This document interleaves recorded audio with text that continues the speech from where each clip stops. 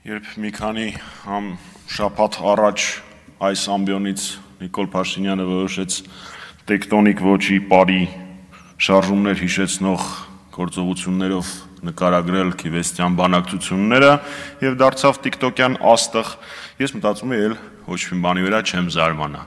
Բայց այսօր Նիկոլ Փաշինյանը որոշեց բառիս բուն իմաստով պարել Հայաստանի Հանրապետության ազգային ժողովի ամբիոնից, ընդ որում ինքը պատկերացնում էր իր ձեռքում կտրած գլուխը, մարմնի այլ մասեր,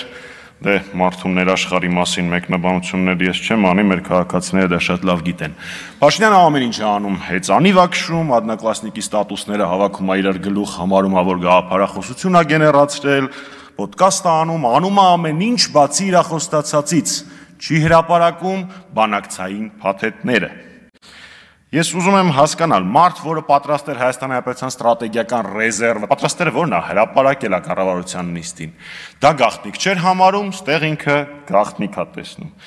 Ճաշեպել է իրանց, քնել զարթնելը, սափրվելը ցույց են տալիս, այն ինչ որ ժողովուրդը պիտի իմանա, չեն ուզում ցուցադրեն։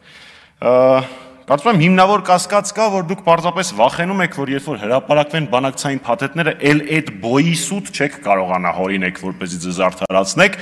բայց մի կասկածեք ինքներդ ձեր վրա, դուք ցանկացած սուտ կարող եք հորինել։ Նույն ճակատագրին են նաև արժանացել 44 օրյայի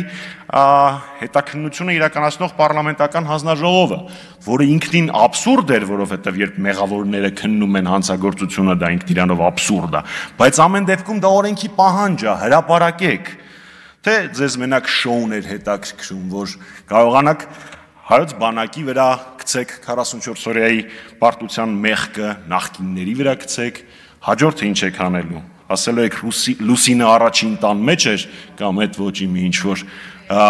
աբսուրդներ ներկայացրեք։ Թե կարող է հանգարց պարզվի, որ 44 օրյայի ընթացքում, եթե մեր սպառազինությունների պլանը չփոխեիք ու հոպեր առնեիք, ԱԹՍ-ներ առնեիք, սելֆի սուերի փոխարեն, ապա արդյունքը այլ կլներ։ Թե կարող է Իսկանդերի կիրառումը ճիշտ ժամանակին եւ ճիշտ տեղում այլ արդյունքի բերեր։ Չնայած դժվար դուք վերջապես հանդգնություն ունենաք դա հրապարակելու։ Ինչ եմ ես ակնկալում մարդկանցից, ովքեր 44 օրյա պատերազմի զոհերի ամբողջական անվանական ցանկը մինչ օրս չեն հրապարակել, չնայած բոլորը այստեղ նստածներից մեծ մասը քառօրյայի զոհերի թիվը 100 էիք ներկայացնում, չնայած մենք անվանական 75 զոհերը ներկայացրել էինք։ Վերջում խորհուրդ բոլորիդ, ինքնախոստովանական ցուցմունքը մեղմացնում է պատիժը։ Ավելի լավ է իմ նշած փաստաթղթերը հրապարակեք, չնայած ձեր պատիժը նենց մեծ է, որ մեղմացնես չմեղմացնես։